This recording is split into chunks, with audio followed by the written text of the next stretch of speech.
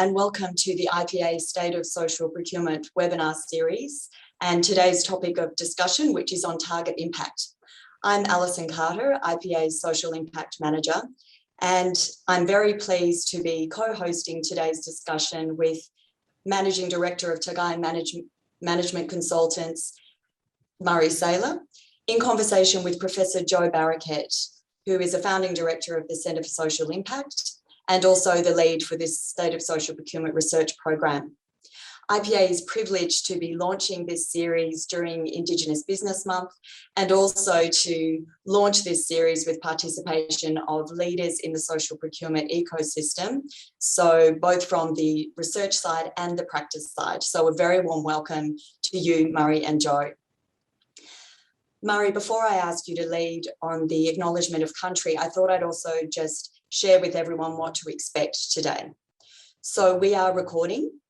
We've enabled the auto transcript function, so you can select that down the bottom to see the auto transcript. We'll be running a couple of anonymous polls during the session, and we'll be using that information to source further resources and help design future discussions as well around state of social procurement. So please do participate. Our Senior Business Development Manager, James Muscat, will be convening questions and also running the polls. So thank you very much to James. We'll be hearing from him later on. And speaking of questions, we will have some questions halfway through the discussion and then we'll have time at the end. We encourage you to post your questions using the Q&A tab down the bottom of your screen, which is next to the chat tab. I know that many of you love to post comments on the chat and really encourage you to do so. Please just be mindful, keep it respectful and also related to the topic of today's discussion. Then, of course, at the end of the webinar, you'll be able to see what we've got planned next. Now, however, Murray, I'd like to invite you to lead on the acknowledgement of country, please. No worries, and thanks, Alison, and respects to everyone on the call today. Just want to pay respects to all Aboriginal and Torres Strait Islander elders from the lands that we all are meeting from, and also extend that deep acknowledgement and respect to all brothers and sisters from Aotearoa, both Maori or Pacifica, and want to pay respects to elders past, present, and emerging, and also extend that to everyone and your families, the organisations that you represent, and the good work that you do as champions within your own supply chain. I'd also like to just pay acknowledgement to any family members that you may have lost recently, and pay respects to them who actually have created the footpaths and the footprints in the sand for us to be able to do what we actually do. So thank you very much, Alison, and respects to everyone on the call. Thank you, Murray. And we do encourage everyone to also acknowledge the traditional lands from which they're joining this webinar. I'm privileged to be joining it from the lands of the Whadjuk Noongar people. Joe, how about yourself? I was just about to type. I'm on Wurundjeri country, where I'm privileged to live and also where Swinburne's campuses are located. I probably suggest, Alison, and for family on the call, make sure that you're chatting, placing your chat in regards to the country that you're from. I'm reading from you is from Mianjin here on Turrbal and Yagara country, which is really, really blessing. So make sure you're chatting where you're from. That's a great idea. And also we are very pleased to see members of the Aboriginal and Torres Strait Islander community joining this call and joining this discussion today.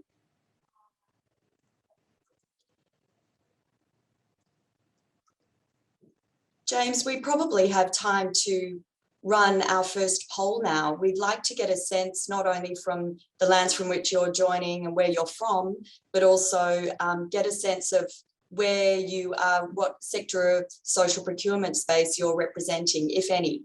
So here we have the participant representation poll. It should pop up on your screen. You should see that there. And we'd love you to provide your responses here and then we'll be able to share the responses. There are two questions in this poll. One of them is around the sectors that you're represented and the second is on whether you represent a buyer or a supplier or none of the above. I'm depressed because it says hosts and panelists can't vote. Oh, sorry, Joe. That's probably a tip for young players for me. Maybe I set something in a rush there and didn't include you. It's all good. It's all good. I'm being very outward focused today. It's quite off-putting being in a webinar when you can't see all the faces. We might try and run it as a meeting session next time.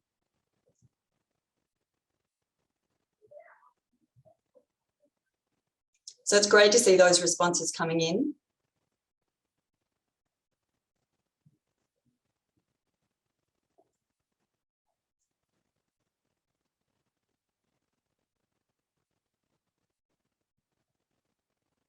So far, government and policy development is ahead of the field.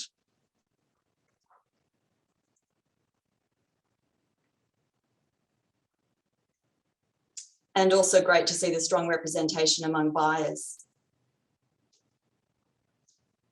Whoops, I accidentally scrolled, beg your pardon.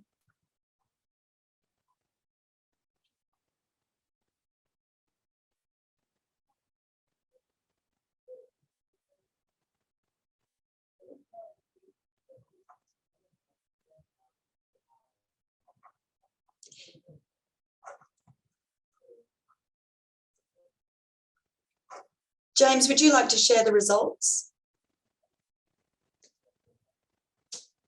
So there you can see the results. You can probably scroll down and see the answers from the second question as well. Quite an even mix. The buyers are a little bit ahead, actively engaged in social procurement, which is great to see. And then also some that are not yet engaged in social procurement. So there's an opportunity to help use this webinar to raise awareness. Thank you, everybody. All right, we'll stop sharing that.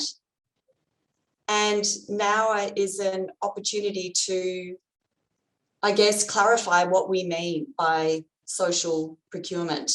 I'm using the Victoria Framework for Social Procurement definition. There are a couple of others, however, but this is quite a nice short one. Social procurement is when organisations use their buying power to generate social value above and beyond the value of the goods, services, or construction being procured.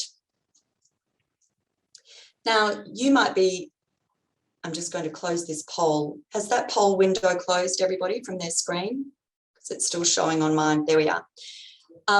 So I've just described what the definition of social procurement is, but I also thought some of you may be wondering why a recruitment company, IPA, is hosting a webinar series about social procurement. So I'd also like to just place IPA in context briefly. First of all, we are a certified social enterprise through Social Traders, and that means that we can offer our services on a social procurement basis. We measure our social impact success on two metrics. The first is our effectiveness in improving well-being, as well as sustaining or increasing workforce participation through recruitment services. And then the second metric is the value of our 100% profit allocation to community services delivered by registered charity GENU. Previously, we understood that recruitment services and employment outcomes were prominent in social procurement activity, but we didn't really know how large that activity or opportunity was. And so we thought, well, if we're asking that question, there are probably many other social enterprises in organisations in other sectors that might be asking the same question. And so we commissioned the State of Social Procurement report and research through the Centre for Social Impact in partnership with the Akina Foundation, the Chartered Institute of Procurement and Supply, and Social Traders. And together, we represent the resources and approaches that we believe will help drive social procurement across Australia and New Zealand, Aotearoa. So you can see here on the screen, we have some of the key findings, and I can also give you a rundown of some of the other findings from the research. 74% engaged in social procurement, so a large representation. We also know that social procurement is gaining traction due to a combination of stakeholder expectations, interest from organisations to build reputation, and also the influence of government policy, including from Victoria, but also Queensland and New South Wales.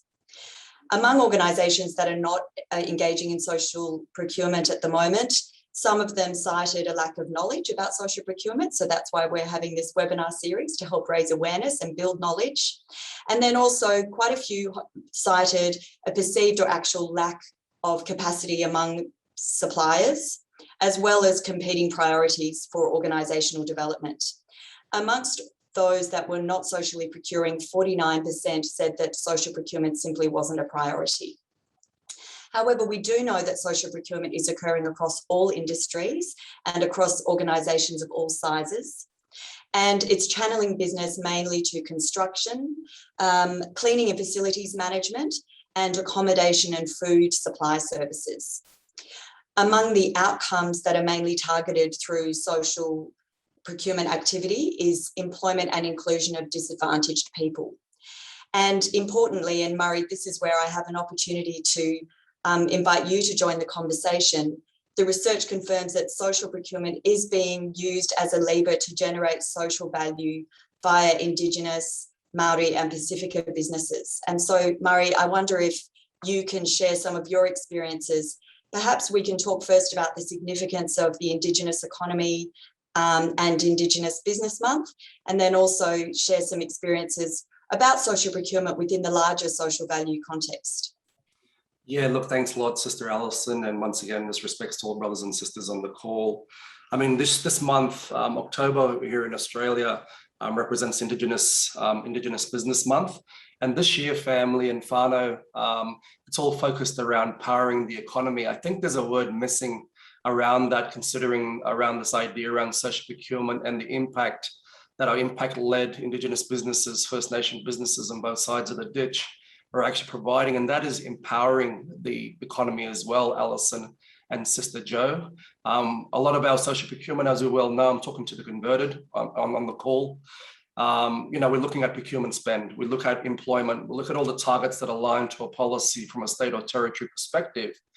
But in regards to the context on both sides is also about, here in Australia, we've got closing the gap. There's still a dysfunctional aspect that Indigenous businesses and also social procurement is still, can still sort of explore. And look, I appreciate the metrics and stuff that's been shared, Alison. And then as we've shared in previous conversations, and I'm sure whānau and family that are on the call, you've got different experiences from where you're operating from within your supply chain, either upstream or downstream in regards to your operations. But in regards to the space that's out here at the moment, I'll give you a really real life example. In the last 24 hours, I've just lost one of our key elders in our family, much shared in regards to the hurt that's happening. They provided me with a lot of leadership, and then that I'm here. So it's more wider than just the spend. It's not just about the thing, it's about the intangible opportunity for us to create true impact from not just up inside these major supply chains around these key category groups, but also how far are we pushing that dollar, that impact dollar down into our communities, to our brothers and sisters in communities, no matter where they are. Over to you, Alison. Murray, thank you.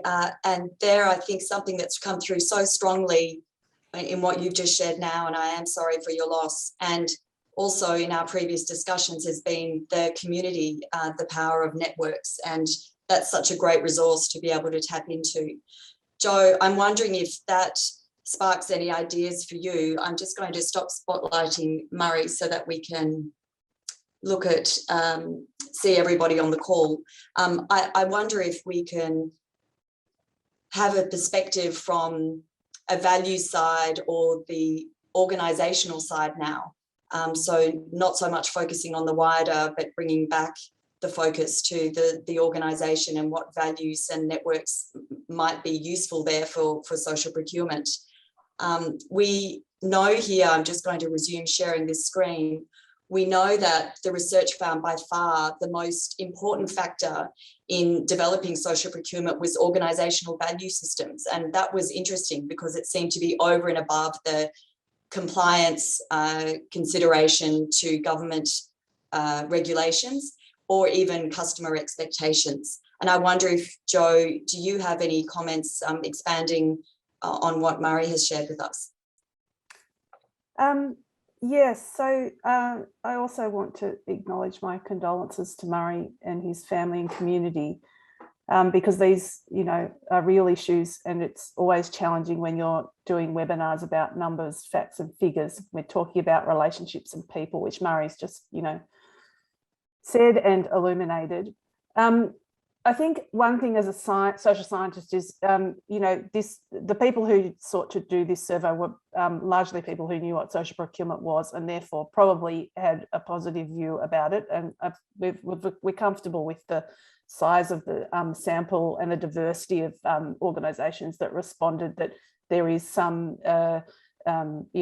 reliability to the data. But that said, of course, you've got a slightly skewed sample among those who are, already somewhat familiar with social procurement. So that's probably part of the issue. But I do think that, the thing that Murray talked about very briefly about community empowerment, I think that we're at a really nascent stage with social procurement to a large degree, and particularly in terms of government policy and corporate strategy.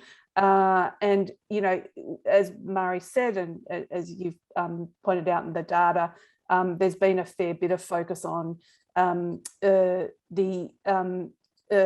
fairly visible and tangible kinds of targets that can be achieved. So employment, number of diverse suppliers in our supply chain, things like that. And I don't mean to be sarcastic about that. They're all really important starting points, but that empowerment aspect is, equally important, and I guess probably going to be more of an effect of a more mature practice in this area.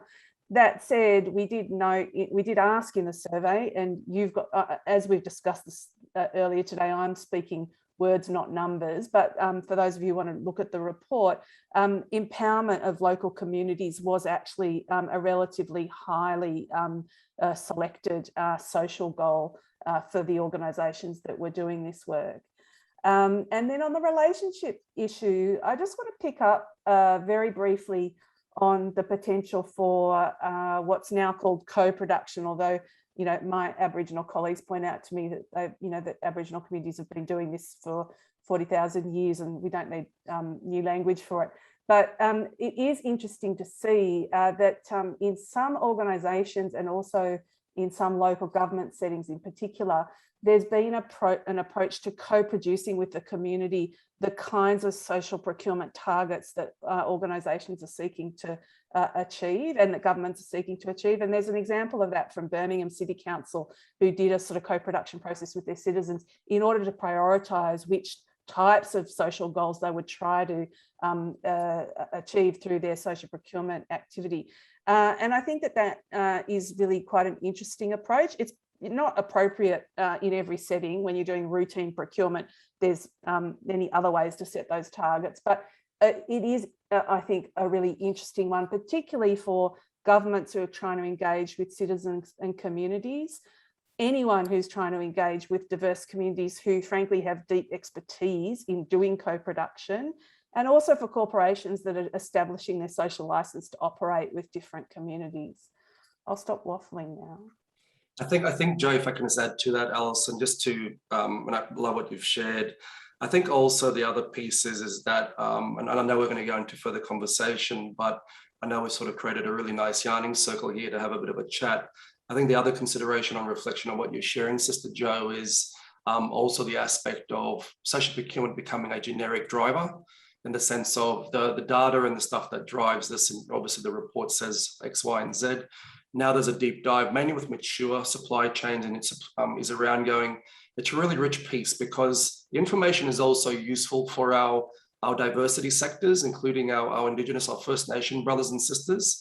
In the instances in Australia, for example, and I don't know if it happens in Aotearoa, but I'd love to hear from a chat from brothers and sisters over there, is that we're not Indigenous. We've got two cultures here in Australia, which is Aboriginal and Torres Strait Islander. And one of the things, something just want to share this as an observation and from the work we're doing, is that we find ourselves, facing organizations that are obviously trying to mitigate the risk, right? So they engage this piece, but also there's a really great opportunity here for conscious action, conscious impact, in the sense of sharing knowledge, sharing culture, because we're a community, we're so multicultural in both our, across all our countries, that is just important also in regards to that. We don't get caught up in the generic terms because we don't really understand.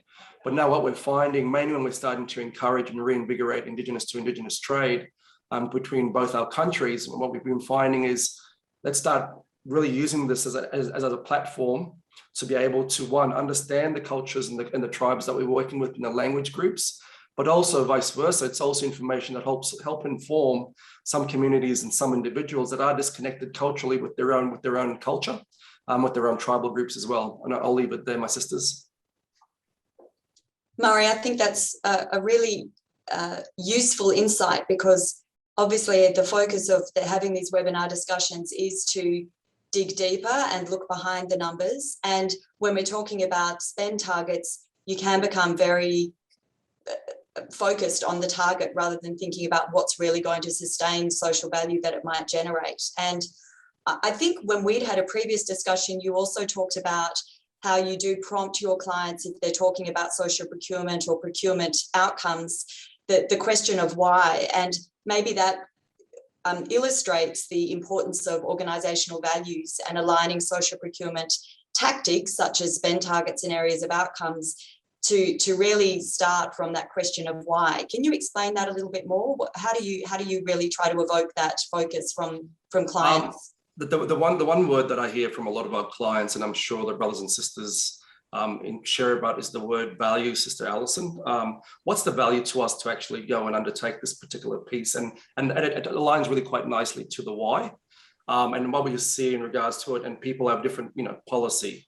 May it be their CSR in regards to their corporate social responsibility, or they actually have a commitment within their supply chain around this piece. But what we've also found is the spotlight on some of the champions, the enablers that are actually out there doing this stuff, that are literally bringing it to the fore for their organizations, also create the why as well. And what we're also finding is sometimes the question around why, don't engage in something if you don't understand why, because then how do you actually drive and create sustainable impact around this particular area and what we're trying to impact around, the triple bottom line or whatever aspect that you're trying to do from an impact target perspective. If you don't know the why and you don't drive the why, it's hard to sustain it. And what we've also experienced throughout reconciliation activities and through this social procurement, through very, very mature supply chains down to our communities as well, is going, why are you doing it? Because if you don't know the why and you don't upskill and do the change management and change the mindset, then it's a really hard pull. It's almost a push and pull situation that you experience. That's why it's important to create the network. That's why operating in silos doesn't work. We have to create an ecosystem of enablers to be able to openly share and be willing to share information to actually impact what social procurement can be doing from a holistic perspective. And why? Because our First Nation communities are holistic communities. The nationhood is literally around holistic approaches to things. That, as you shared earlier, Sister Jo, is not just 40,000 years, but it's millennia of generations that are in our language, our law, and our culture that actually have created trade practice, and we're just reinvigorating it. Thank you.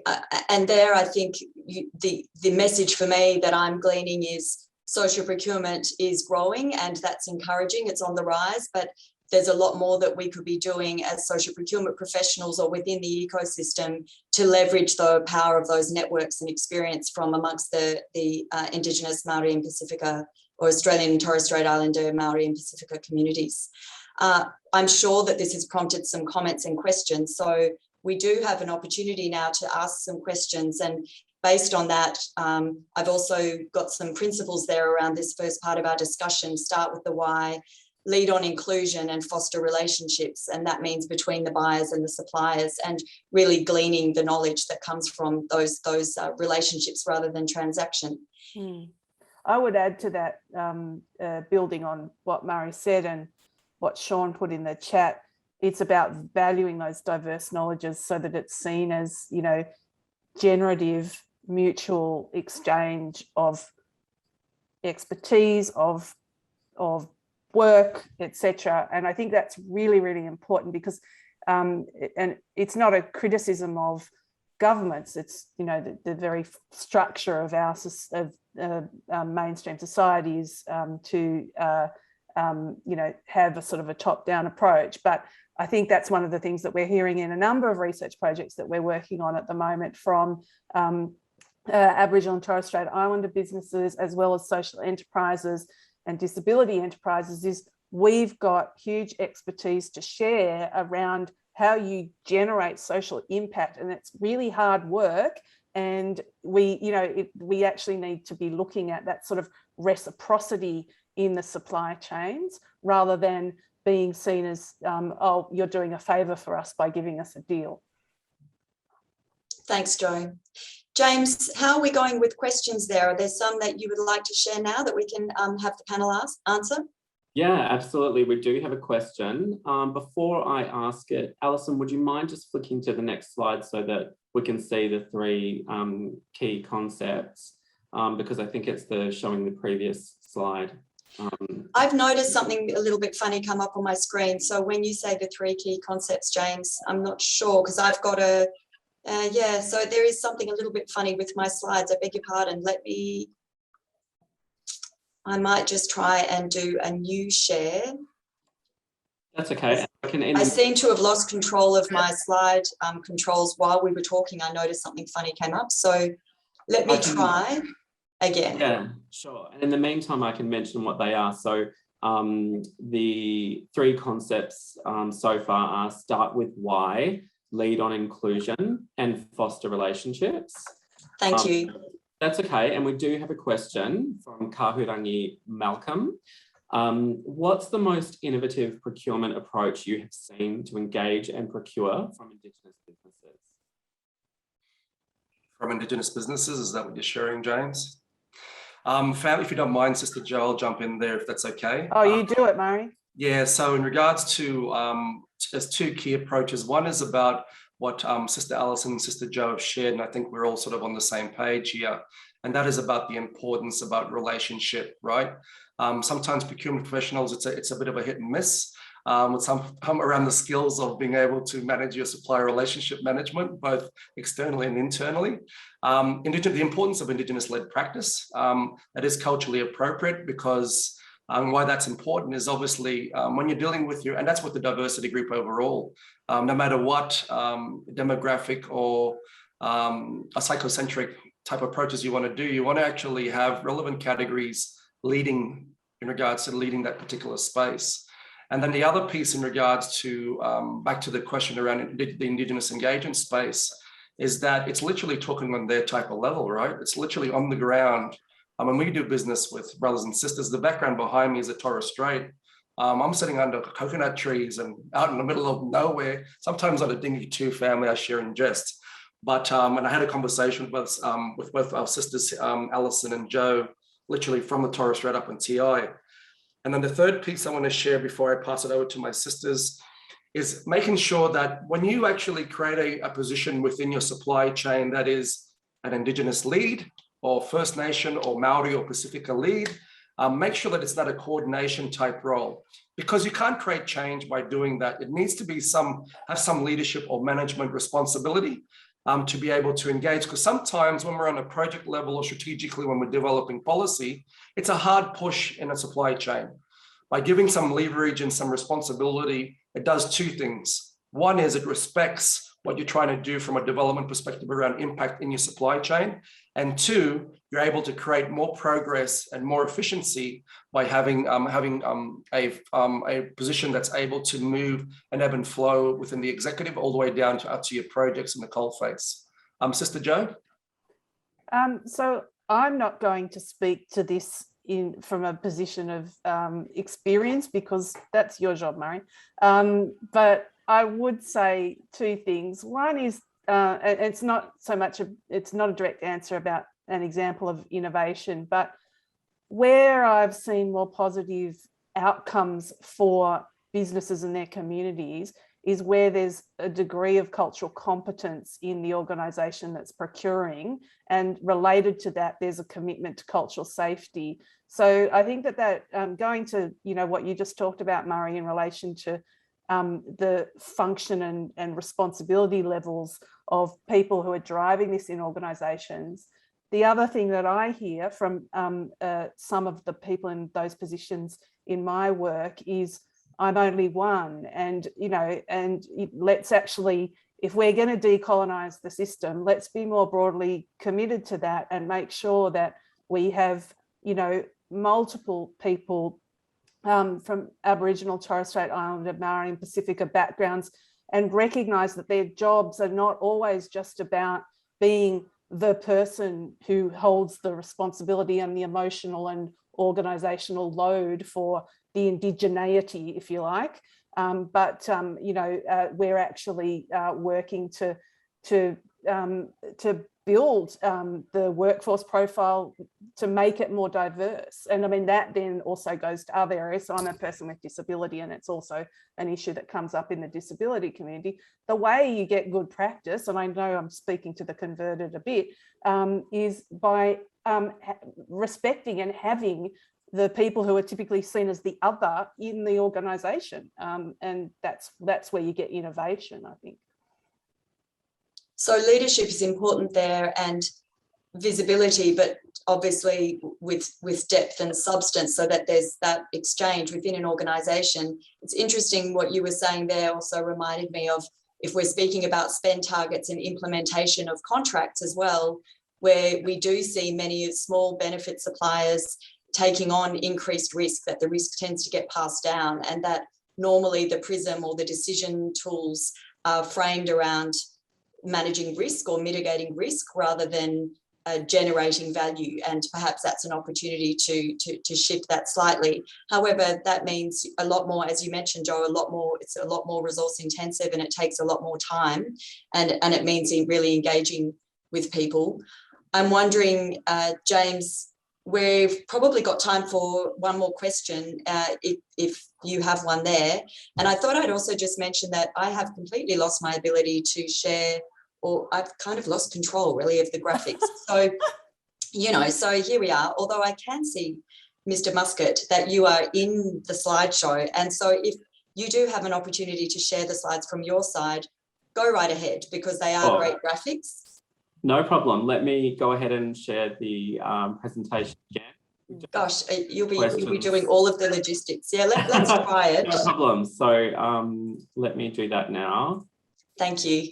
I'll hand back over to you. One moment. All right. I might just fill in while you're dealing with tech to say that I think some of the things that we're talking about is about building responsible economies, right? So, the issue about, you're not wrong that one of the things we're seeing in social procurement is that risk is being pushed down the supply chain to what I call the for benefit suppliers, which is my shorthand for all of the business types that are sitting in the social and inclusive economy. So we've definitely seen that in research that Martin Loosemore and I published on just that, sees it in both Australia and in the UK. But the other thing that I guess we need to reflect on is that happens anyway in supply chains. Whoever's at the end of the supply chain usually bears disproportionate risk.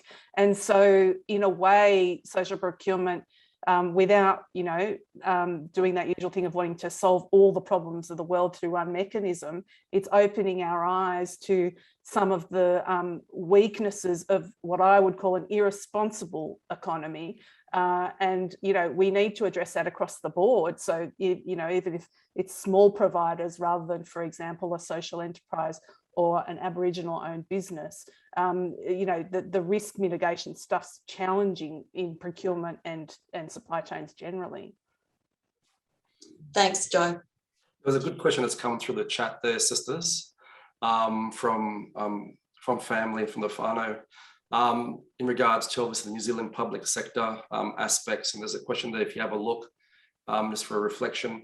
The one thing that, just as a quick note, is do our staff, this is one question to ask, is does our staff that are meant to be doing this, being the champions, being out there, supporting, doing the outreach, whether it be private, public or social enterprise, do they have the right skills? Are they upskilled to be able to manage, one, not just the contract, the procurement aspect of the engagement from tender to contract administration to delivery, but also are they able to manage the relationship and have the nuances and skills to ebb and flow with the audience or the community level or whatever level that's need to be interacting, whether it be First Nation or the diversity sector overall, to be able to do that piece. Because one of the things I see is exactly what the point that's been shared by the family is that, yeah, no, planning, the documents all say stuff. It's all really, really great.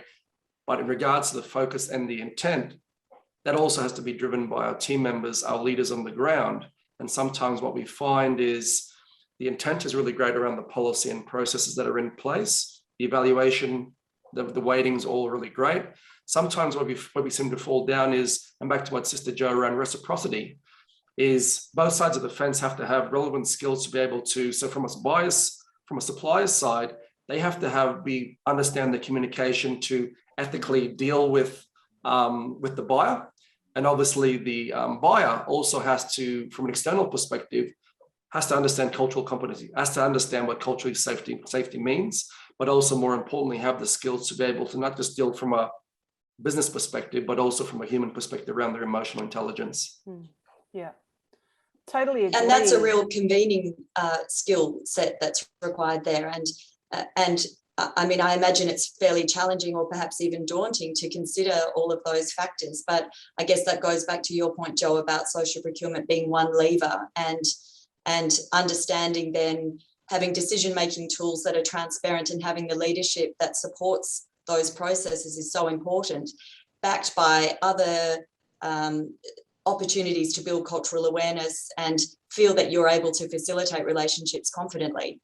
I can imagine, yeah, there's a lot for everybody to learn. Yeah, and there's a number of lenses you can put on this, and I'm conscious that we have esteemed procurement professionals in our audience today, and I don't in any way want to be dismissive, but one of the arguments that's been made is that social and sustainable procurement has kind of created this force that makes procurement shift from an operational to a strategic function. So there's that. So there's, working at both strategy and ops levels in organisations, and they each require different skill sets. Then you've got the relational requirements. And of course, procurement's always been a relational activity. I'm not suggesting that people who do procurement at the coalface don't have relationship skills, they do. But then there's the diverse relationships that are being built. And going to the question, it is also a problem for the public sector. So in public policy studies, we talk about what's called new public governance, which is just academic language for talking about the fact that government's no longer in charge of implementing policy on its own, and it does it with a lot of private and social sector organisations. And that requires a different set of skills, relationship skills again. So you've got, I don't want to make it sound too frightening for those of you who, in the poll noted that you're new to this stuff. Doesn't have to all happen at once, but there's quite a lot of development to do. And picking up Barbara's comment from the chat, training and good, inclusive, culturally competent training. I'm not talking, no offense to Barbara, who I know is also an academic, I'm not talking about we academics running out and putting our shingles up and teaching everyone everything, but models for learning and models for training are going to be essential if we're going to see the next sort of lift in the level of competency around this. Yeah, and look, just add to that, if you don't mind, Sister Alison and Sister Jo, just on reflection and just having a look at Sister Barbara's thoughts there. It's also about really, the one thing we need to keep in mind is that social procurement practices are just tools. That's all they are. They're the one tool of many that are actually implied, obviously, for the companies that you're working for, even for the Indigenous businesses and the communities that are out there that are on the other side of the fence here, as suppliers and obviously beneficiaries of this piece, is we have to keep in mind that it's, and note for them as well, is that these are tools that they can use internally as well to create, obviously improved value chain and value stream opportunities. And then the other aspect is, one thing I think we haven't shared, is that you have to actively listen, not actively listen and go, look here and go, all right, yeah, no, I'm listening to you, yes, nodding yes, but you're meaning no, because you need them to fit into a box. It's truly getting down to the level, even from a category procurement category management perspective, and also when we're dealing with our communities and our businesses out there, is really, really listen to it. Throughout some of the strategies, and I know Alison sort of preempting some of the other questions here, but one of the things is when I share with the team and we're out in the field, wherever the hell we are, is we go to the communities and go, look here from whatever their organization, and go, look, what the hell is your aspiration? Like, what's the priorities for your tribe? And be able to do the dance. And we can ask that question. I can ask that question really quite openly, because, and we need to be mindful that these communities and these brothers and sisters, families, individuals have got their own generational and societal issues that they're dealing with and where they want to be. So I just want to share about active listening, really listening. I'm using some true emotional intelligence, not framing it and hearing what you want to hear, but truly getting down there. It does take effort, but the rewards, I can tell you right now, we've proven it, is boundless. So it's incredible. And that can be such an insightful path for organisations to decide on their areas of impact, which I probably will move us on to the nitty-gritty now, which I describe spend targets and defining areas of impact, or the social outcomes that you will want to achieve through your social procurement, as tactics of the social procurement strategy. And Joe, you mentioned how procurement is becoming more of a strategic activity rather than just operational, or not just, but rather than operational. We know that spend targets do appear to have a function of driving achievement of those targets by setting spend targets. The report found that still many of the social procuring organisations don't set spend targets, but about 29% of those who had set targets met or exceeded them. And so that does appear to show some function. But Joe, can I ask you to perhaps examine more what are the special considerations for deciding areas of outcome, drawing also on what Murray's just asked about or commented on about listening. How do we make the social value generated from social procurement more sustainable and enduring? Yeah. So we've already covered a lot of ground, and I'm sort of conscious we've got people from with diverse levels of experience, and I hope we haven't lost the people who are new, because we got existential pretty quickly there. But I guess a few comments. Many of us have heard this language. What matters is what's measured. The unfortunate reverse of that is that what's measured becomes what matters. And we do need to be aware of that. There's no question that having concrete targets actually does drive practice. So we know that happens because, in a way, organisations and governments are committing themselves to something, and they're saying we're going to meet it. Then the unfortunate consequence of that, being human beings and operating from my lens in a neoliberal system, we then some people and some organisations then try and work out how to game the targets. And that's where we get the problematic side, which is if you set a target, then people who are accountable for that target will seek to meet it. Now, the vast majority of people and organisations will do that with absolute integrity, but some will not. And, we're certainly seeing, examples of large corporations that are, for example, setting up Aboriginal businesses in legal forms for Aboriginal businesses in some remote Aboriginal communities in the top end of Australia, with elders saying, we want to put your names on these, make you the directors, and then you don't have to do anything and we'll give you a bit of money. Now, we're doing some research at the moment where we're getting quite a lot of those stories coming through. Is that around the black cladding, Joe? Yeah, so black cladding and then social washing in relation to social enterprises. And the other thing that I've heard, which, depending on your perspective, and I'm aware we've got people from a number of large corporations in the conversation, so very happy to hear your reflections. But I've been, I think, a little concerned that in some of the work we've been doing recently, some larger corporations, particularly in construction, have said working with all these suppliers is all too hard. So our strategy is going to be direct meeting of our targets by building our own Aboriginal business or our own social enterprise, or simply having an employment strategy, an inclusive employment strategy. And on the one hand, maybe that's not a bad thing, because it's organisations thinking about diverse ways they can do this. And so maybe that's like that, you know, going back to what you said, Murray, about this being a tool, maybe the tool is making organizations think in diverse ways. But the bit that worries me is where it's like, it's the all too hard basket. So let's find a simpler way to do this, which doesn't involve us becoming culturally competent, which doesn't involve us challenging anything that makes us comfortable. And that, so I think that we've got two sides to that coin that need to be attended to.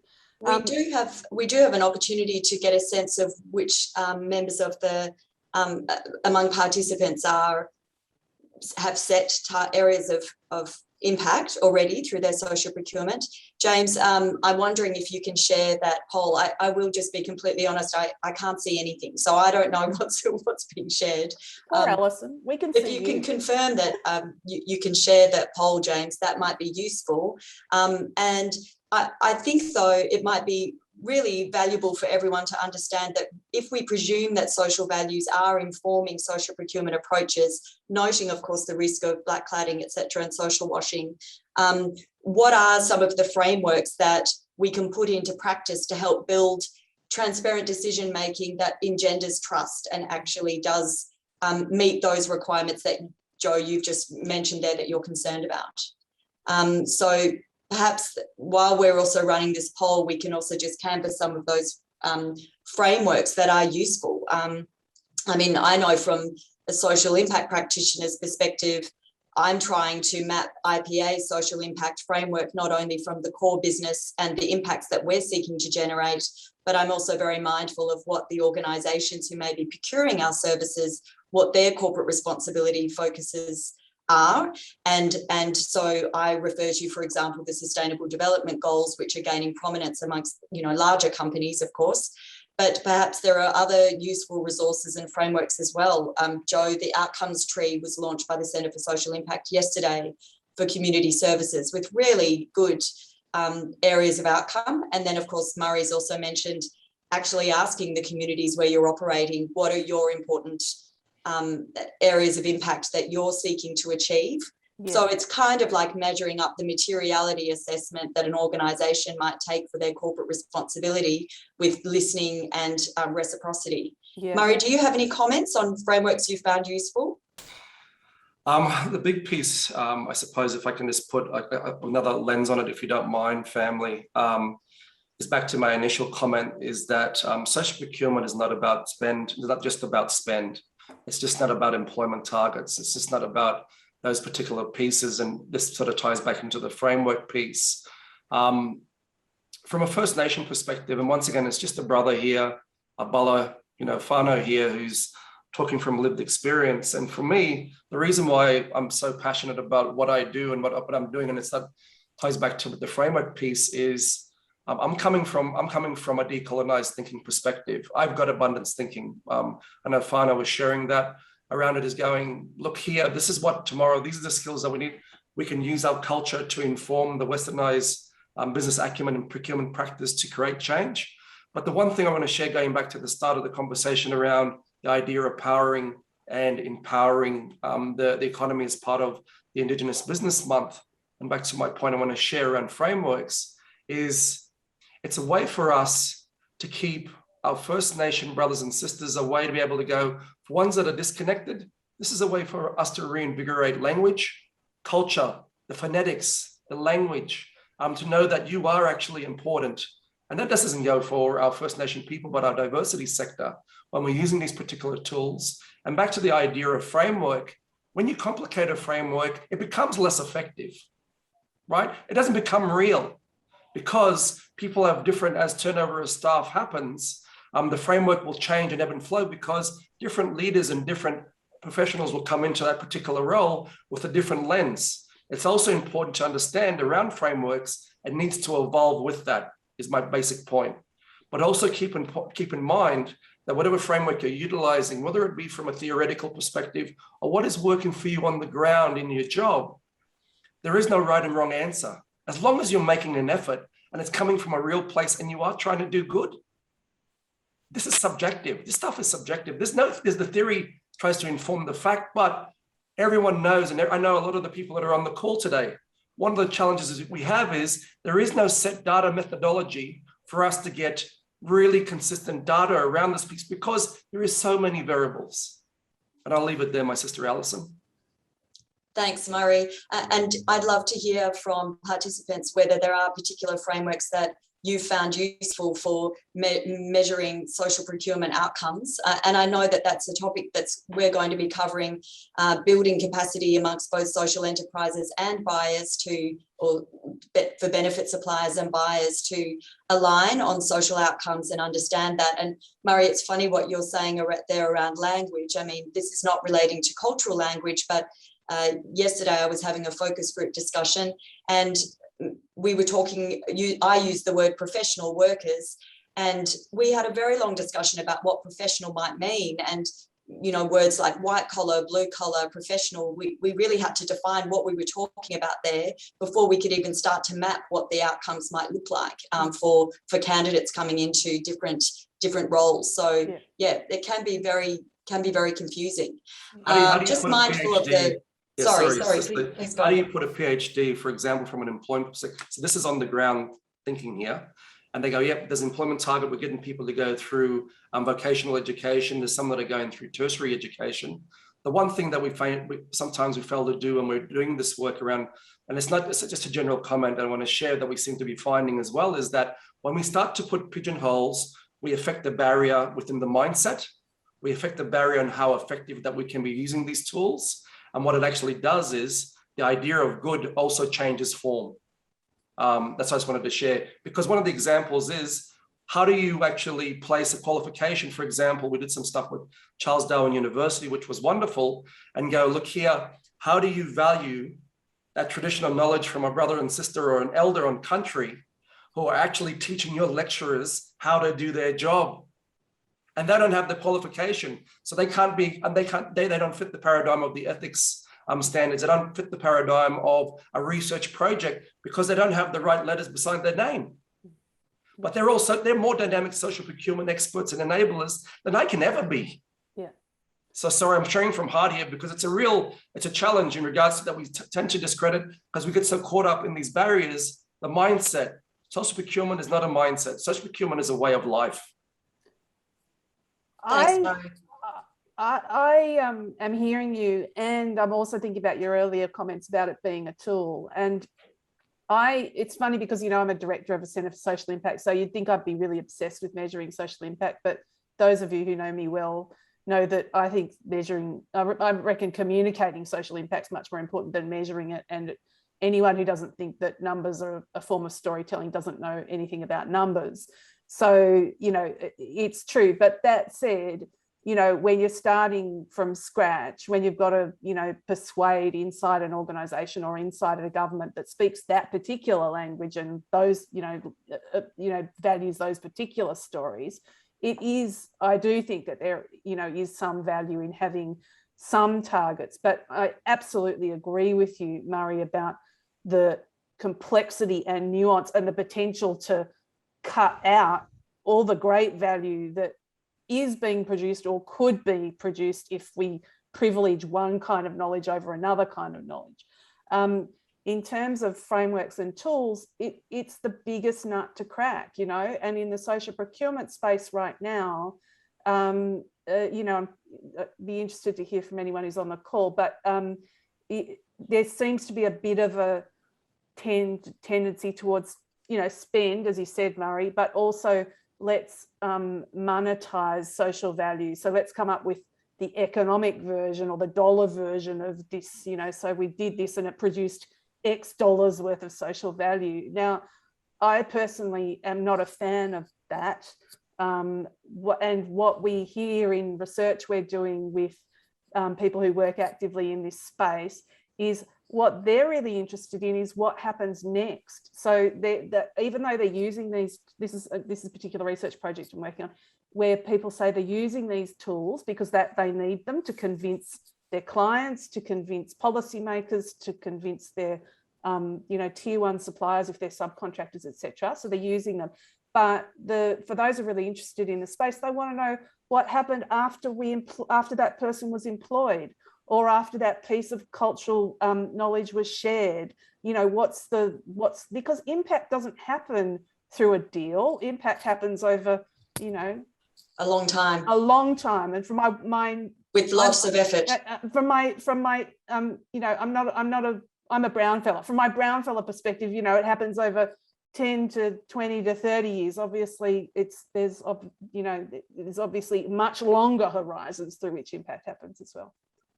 Jo and Murray, I'd like to offer an opportunity for more questions, but I'm mindful of the time. And I honestly must say, this is the first webinar I've hosted and then all of a sudden not been hosting apart from speaking on the camera. So thank goodness for James. I'm not sure if it's going to automatically shut off after an hour. So we've got 4 minutes and I'm weighing up whether we should run a poll which will enable participants to tell us what further resources you would find useful so that we can use that to source further guidance from our partners and post that on our webinar and social media feed. Or James, if you think that there's a really pertinent question, we'll have to keep the responses short before we bring today's conversation to a close and think about what we can discuss next. Why don't we get people to, if you've got things you need, just stick it in the chat function because you'll be able to save that with the webinar and have a look at it afterwards. Yes, we definitely have set that. So James, would you prefer, rather than running that poll, would you have any questions that you'd like to share that have come through? Best practice in tertiary environments from Claudia. That's a good one. I'm not sure there is best practice. I think there's better practice. We do have a couple of questions actually, so I'm just going to find that section now. Poor James, he's become the master moderator. Apologies, I'm just trying to find that. I mean, what I've gained from today is understanding how social procurement is on the rise, but we can do a lot more to leverage experience and networks of the Aboriginal and Torres Strait Islander and Maori and Pacifica communities as a way to build a genuinely inclusive economy, and also how spend targets and areas of outcome or areas of impact are so closely aligned with organisational values and investment in relationships, and that seems to be the opportunity for it to be more enduring. And inclusive economy is the best kind of economy because inclusive economy is also the most resilient kind of economy. So I think that's part of my message is, you know, not that I think I'm probably speaking with people who fiercely agree, but let's get out of the kind of deficits thinking or the doing a favour thinking, and let's get into recognising what we all benefit from when we have more, you know, a more equitably diverse economy. One question. One thing I want to share, if you don't mind, James. Oh, sure. Don't overthink it, family. Don't overthink it. It's not rocket science, and we know. I think we all agree. It's the layers. It's the layers that we place in it that makes it hard. We're dealing with brothers and sisters. We're dealing with stuff that's really like humanistic. Like it's within the spirit, within our knowledge. All we're doing is aligning with the processes and the risk management frameworks to actually do that and create the data and all this piece. But it's about just taking the first step. You know, it's not going to be perfect, but learn from it and move forward. That's all you have to do and ask questions. How about I recommend, as starting out as the co-host for this, Murray and Jo, how would you feel now if we said we will draw this webinar to a close by just talking about what we can expect next, but note the questions that have come through. James, we do have a record of those, and that is part of the intention anyway. We wanted to make sure we looked at all of these questions and included them in a written response on frequently asked questions through our website, and we can probably contact people directly as well. My email address is on the registration page as well. James, how do you think? What do you think about that? We'll just that's great. We do have the final slide. We do have some unanswered questions, but we will get back to you. Yes, so that's a great idea. Thank you. And I think the important thing is that we have had a really great conversation. We've learned a lot from Murray and Jo. Coming up next, we will be holding our next discussion on boost supply in January. There will be a survey at the end of this, and we'd appreciate your input. We will definitely be looking at the responses that you've provided on the comments, the chat, and the Q&A. And we will be sharing those either directly with you as participants in today's webinar, but also on our website, and just sourcing useful information to help build a little bit more tactical practice and experience behind these very important concepts that we've shared today. Thank you very much, Jo and Murray. Thank you to James for taking over the moderation so effectively. I would encourage everyone to find out more about our partners via the LinkedIn pages. James, I'm not sure if you're sharing the second last slide, but that's Akina, SIPS, the Centre for Social Impact, Social Traders. You can also contact Murray at info@tagaimanagementconsultants.com.au, and IPA also has a social procurement at ipa.com.au email address, so please do send us any comments and questions there. And all I can say is thank you so much to everybody for joining today. Please keep joining the conversation. We look forward to seeing you again. Bye for now.